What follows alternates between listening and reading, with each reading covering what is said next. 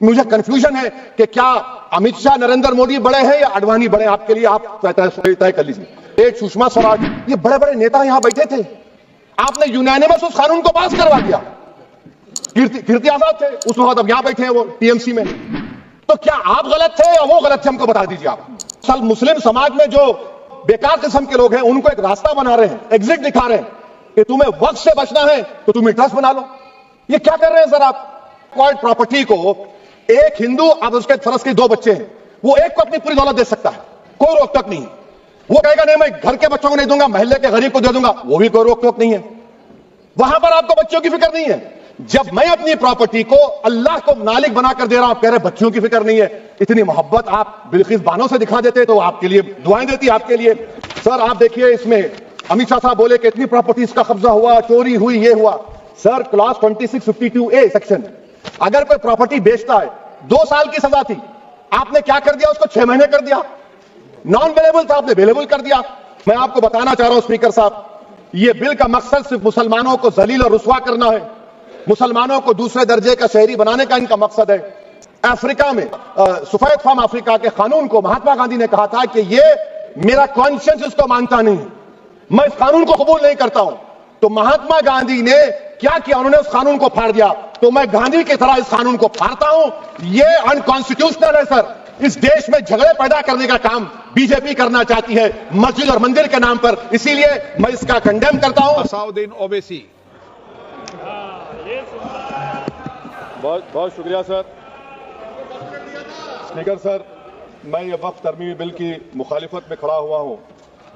किसी एक शायर ने बड़ा अच्छा कहा था, जब भी ज़मीर और ज़र्फ का सौदा हो दोस्तों, जब भी ज़मीर और ज़र्फ का सौदा हो दोस्तों, कायम रहो हुसैन के इनकार की तरह। सर ये वक्फ तरमीमी बिल भारत के गयूर मुसलमानों के ईमान पर, इबादत पर एक हमला है। नरेंद्र मोदी की हुकूमत ने इस मुल्क की सबसे बड़ी अक़लियत के खिलाफ एक ऐलान जंग कर दिया, और ये जंग ना सिर्फ मेरे जिस्म पर है, बल्कि मेरी आज़ादी पर, मेरी समाजी और माशी मार्जिनलाइजेशन पर है, मेरी शहरियत पर है, मेरे मदरसे, मस्जिदों, खानखाहों और दरगाहों को निशाना बनाया जा रहा है। और ये हुकूमत सच्चाई को नहीं बयान कर रही है कि ये तरमीमी बिल से मुसलमानों का तहफ़्फ़ुज़, तरक्की और गुर्बत का खात्मा होगा। ये सरासर झूठ है। सर अगर आप आइन के आर्टिकल 14 को देखेंगे तो उसमें लिखा हुआ है इक्वल प्रोटेक्शन। अब आप देख लीजिए सर के हिंदू, सिख और जैन को और बौद्ध को उनके एंडोमेंट में तहफ़्फ़ुज़ मिलेगा, क्योंकि उनका एंडोमेंट बाय यूजर बरकरार है और उनका एडमिनिस्ट्रेशन उनके हाथ में होगा कि गैर हिंदू या गैर उनके मजहब का आदमी दान भी दे सकता है उनके लिए, और एंडोमेंट बोर्ड का तहफ़्फ़ुज़ भी मिलेगा क्योंकि उसके ऊपर ओवरराइडिंग क्लॉज अप्लाई नहीं होगा, लिमिटेशन का कानून उस पर अप्लाई नहीं होगा। उसके बरक्स ऑपोजिट आप देख लीजिए, मुस्लिम वक्फ को वक्फ बाय यूजर निकाल दिया गया। एक मुस्लिम वक्फ की जायदाद पर कब्जा होगा, लिमिटेशन लगेगा तो जो एनक्रोचर है, जो काबिज है, वो रातों रात मालिक बन जाएगा, और एक गैर मुस्लिम वक्फ बोर्ड को एडमिनिस्टर करेगा। ये आर्टिकल 14 के इक्वल प्रोटेक्शन का वायलेशन। अब आर्टिकल 14 में सर इक्वालिटी बिफोर लॉ भी है, और उसका कैसा वायलेशन हो रहा है कि कोई आर्बिट्ररी स्टेप नहीं ले सकता और कोई भी ऑफिशियल किसी भी तरीके से गलत आर्बिट्ररी फैसला नहीं लेगा। यहां पर आप एक डेजिग्नेटेड ऑफिसर को रखकर वो फैसला लेगा कि ये जायदाद वक्फ की है, गवर्नमेंट की है। क्या ये प्रिंसिपल्स ऑफ नेचुरलिटी के खिलाफ नहीं है जिसका तकर्रुर एग्जीक्यूटिव करती है? ये हमारे theory of separation of powers Bharat के आइन का बेसिक स्ट्रक्चर का हिस्सा है। क्या इसका वायलेशन नहीं है? सर आर्टिकल 25 का वायलेशन कैसे है कि आप मुसलमानों से वक्फ यूजर छीन रहे हैं और फिर आप कर्ब कर रहे हैं वक्फ औलाद को, मगर वहीं पर दूसरे धर्म के मानने वालों को उनके मजहब पर चलने की पूरी इजाजत है। लफ्ज जो आर्टिकल 25 में इस्तेमाल हुआ सर वो इक्वली एंटाइटल्ड, यहां पर मुसलमानों के इक्वल एंटाइटल्ड नहीं हो रहा। अभी हम गृह मंत्री का, वजीर दाखिला का यहां पर उनका हमने तकरीर सुनी, यहां पर वो ये कहते हैं वजीर दाखिला, शायद वो कटमुल्ला की जबान ना कह दे वजीर दाखिला कहने पर, वजीर दाखिला ने अपने बयान में कहा कि बोर्ड और काउंसिल जो होगा वो माने वक्फ इस्लाम से अलग है। सर अगर ये बात सच है आपकी तो फिर आपको यह कानून बनाने की जरूरत ही नहीं है, आप एक नॉन स्टैट्यूटरी बॉडी बना दीजिए। ये जो कानून बन रहा है ना सर, ये आर्टिकल 26 इसका सोर्स है, और आर्टिकल 26 जब इसका सोर्स है तो आर्टिकल 26 का ABCD क्या कहता है कि रिलीजियस डिनोमिनेशन को अपने मजहब के अफेयर्स खुद चलाना, मूवेबल इमूवेबल प्रॉपर्टी को लेना और एडमिनिस्टर करना। जब हिंदू धर्म को, बौद्ध धर्म को, सिखों को यह राइट दिया गया है, तो आप कैसे मुसलमानों से छीन रहे हैं? तो यह आर्टिकल 26 का ग्रेव वायलेशन है। तो सर, अब वक्फ बा यूजर का मामला देखिए, मिनिस्टर साहब ने कहा कि एंक्रोचमेंट हो रहा है, 17,000 एंक्रोचमेंट हुए हैं। तो यही नरेंद्र मोदी की हुकूमत ने 2014 में उस वक्त के मंत्री ने एक Waqf properties eviction of unauthorised occupants bill को इंट्रोड्यूस किया। आपने विड्रॉ कर लिया 2024 में उसको। क्यों विड्रॉ किया सर आपने? जब आप मान रहे थे कि एंक्रोचमेंट हो रहा है तो आपने बिल को विड्रॉ कर लिया। अच्छा सर, अब वक्फ बा यूजर को आपने निकाल दिया, माने कंडीशन क्या लगाए कि अगर उसमें डिस्प्यूट होगा और गवर्नमेंट प्रॉपर्टी होगी। सर, डिस्प्यूट तो है। मिसाल के तौर पर मोहिबुल्लाह साहब जिस मस्जिद के इमाम है, पार्लियामेंट के सामने मस्जिद है सर, 123 प्रॉपर्टीज में मस्जिद है, डिस्प्यूट चल रहा है। कल कलेक्टर या डिस्ट्रिक्ट ऑफिसर बोलेगा कि भाई साहब ये गवर्नमेंट प्रॉपर्टी है, स्टिकर लगा दिया जाएगा, मस्जिद बंद, गवर्नमेंट प्रॉपर्टी हो गई, होगी ना सर? अब ये बताइए, आप जब से यहां पर पूरे बीजेपी रूलिंग पार्टी हमको ज्ञान दे रहे हैं कुछ नहीं होगा, कुछ नहीं होगा, मैं दलील के साथ बता रहा हूं आपको। ये मस्जिद दिल्ली गवर्नमेंट बोलती हमारी है, वक्फ दिल्ली वक्फ बोलता हमारी है। तो सर, वक्फ बा यूजर, अगर मैं अपनी गवर्नमेंट के खिलाफ वक्फ बोर्ड वक्फ बा यूजर इस्तेमाल नहीं करेगा तो क्या है सर? अच्छा, ये अमेंडमेंट जब हो जाएगा तो मुझे कहने दीजिए सर, सिर्फ प्राचीन मंदिरों की हिफाजत होगी, मस्जिदों की नहीं होगी। अब सर आप आ जाइए, अगर डिस्प्यूट मेरा एंशिएंट मॉन्यूमेंट से वक्फ का, एक मिसाल दे रहा हूं, दिल्ली में 172 वक्फ प्रॉपर्टीज एएसआई कंट्रोल में, मैं तो हार ही गया वो, क्योंकि मेरे पास डॉक्यूमेंट नहीं है। आप कह रहे हैं कि डॉक्यूमेंट चढ़ाओ। अगर मेरा गवर्नमेंट से डिस्प्यूट चल रहा है, मैं तो क्लेम ही नहीं कर सकता, क्योंकि आप जज बनेंगे, आप ही फैसला करेंगे, और जब तक आप फैसला नहीं करते वो वक्फ की प्रॉपर्टी नहीं होगी। वो प्रोविजन डाल दिया आपने। अच्छा, अगर मेरा डिस्प्यूट एंक्रोचर से होगा सर, तो एंक्रोचर में तो आपने तो 107 को डिलीट कर दिया। आप रातों रात खाबिज को, एंक्रोचर को मालिक बना रहे हैं। सर, मैं ये पूछना चाहता हूं आपके जरिए हुकूमत से, एक मुंबई में एक बहुत बड़े दौलतमंद है, खोजा बरादरी का यतीम खाना था, उन्होंने 2004 या 5 में 22 करोड़ में खरीद लिया। वो केस सुप्रीम कोर्ट में, कि आप उनको मालिक बनाना चाहती है लिमिटेशन एक्ट अप्लाई करके, हमको बताइए, हम जानना चाह रहे हैं। और सच्चर कमेटी ने सर 2007 में कहा कि दिल्ली के 123 प्रॉपर्टीज की मार्केट वैल्यू 6,000 करोड़ की। आज हम 2025 में आ गए, क्यों आप उन प्रॉपर्टीज के खिलाफ पड़े हुए?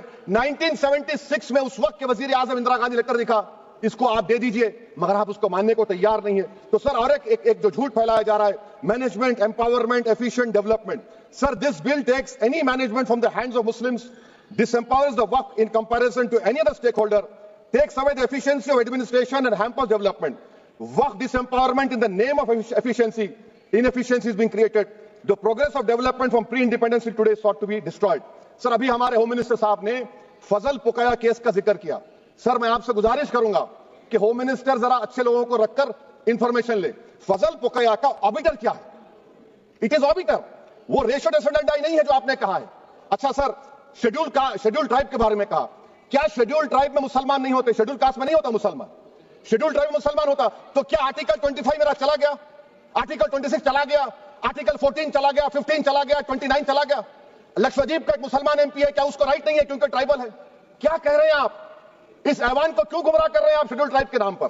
सर, और एक चीज जो आपको बता रहा हूं सर, अब आप जब आर्टिकल 26 से मेरा सोर्स है, तो आप सेंट्रल वक्फ काउंसिल में 22 में से 10-11 आप नॉन मुस्लिम को बना सकते हैं।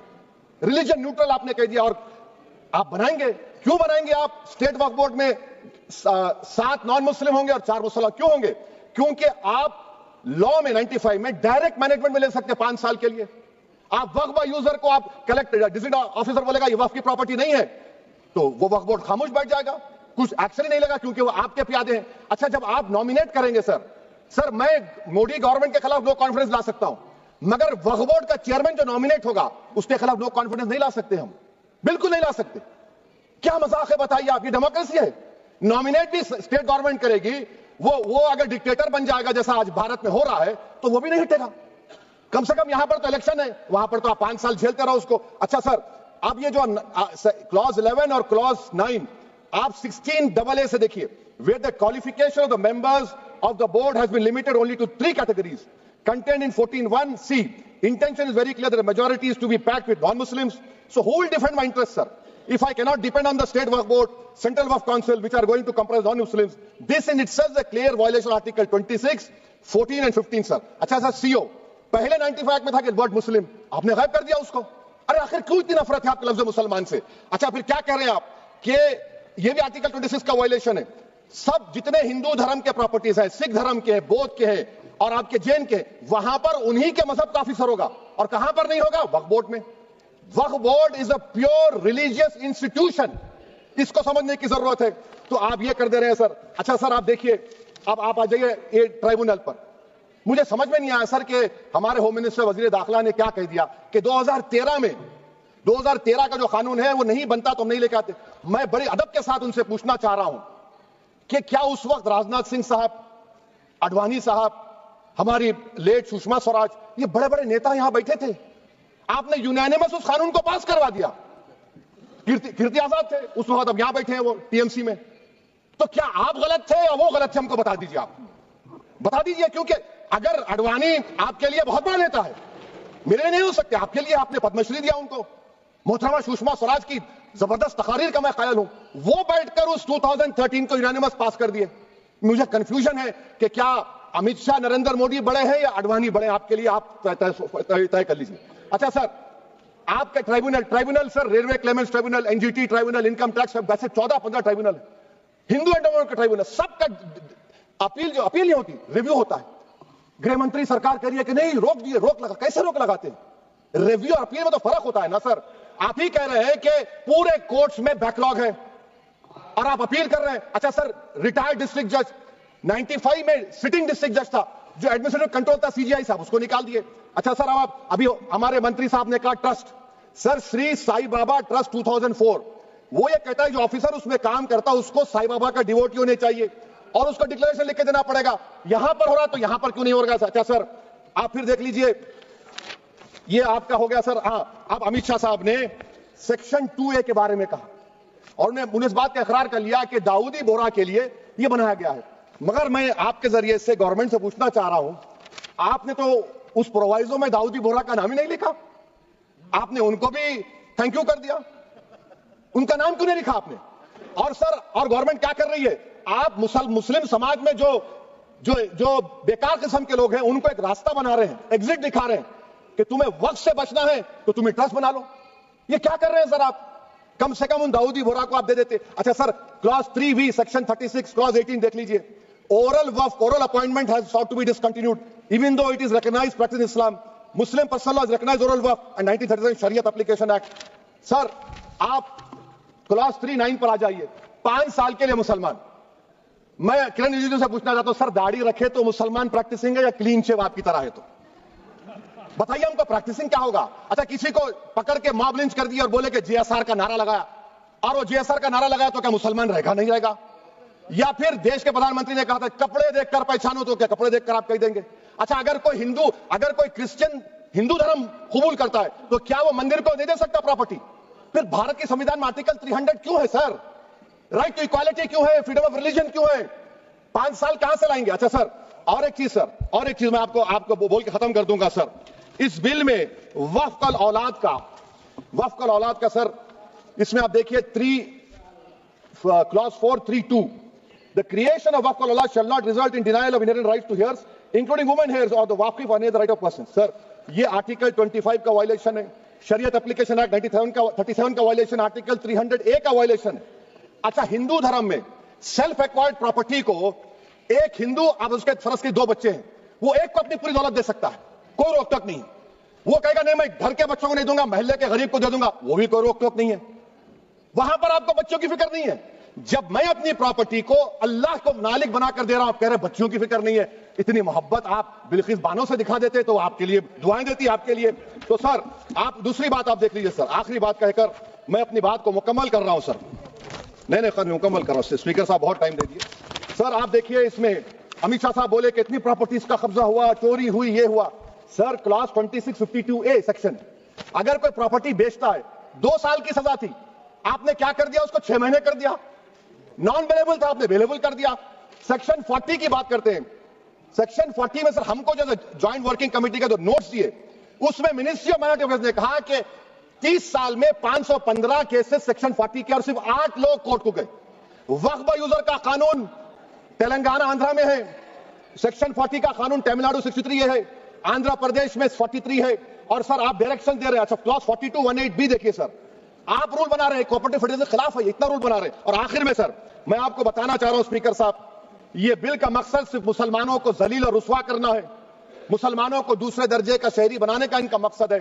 सर अगर आप हिस्ट्री को पढ़ेंगे तो महात्मा गांधी उस वक्त के व्हाइट अफ्रीका में सफेद फम अफ्रीका के कानून को महात्मा गांधी ने कहा था कि ये मेरा कॉन्शियंस इसको मानता नहीं है, मैं इस कानून को कबूल नहीं करता हूं। तो महात्मा गांधी ने क्या किया, उन्होंने उस कानून को फाड़ दिया। तो मैं गांधी की तरह इस कानून को फाड़ता हूं।